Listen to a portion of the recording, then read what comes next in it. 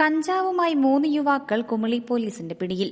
കുമളി സ്വദേശികളായ അമരാവതി മുകളേൽ വീട്ടിൽ എബിൻ MJ, കൊല്ലംപട്ടട കുന്നത്തുമലയിൽ വീട്ടിൽ സന്തോഷ്, അമരാവതി കാർത്തിക വീട്ടിൽ അർജുൻ എന്നിവരെയാണ് കുമളി പോലീസ് പിടികൂടിയത്. ഇടുക്കി ലൈവ് വാർത്തകൾ നിങ്ങൾക്കായി അവതരിപ്പിച്ചത്.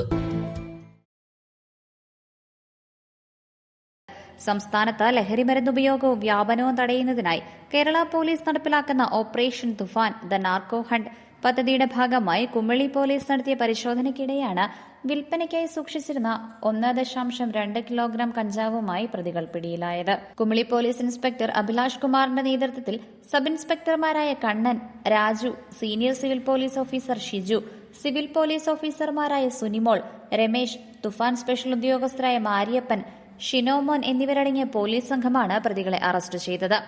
പ്രതികളെ പീരുമേട് കോടതിയിൽ ഹാജരാക്കി റിമാൻഡ് ചെയ്തു. Idukki live news Kumily. Idukki live വാർത്തകൾ നിങ്ങൾക്കായി അവതരിപ്പിച്ചത്.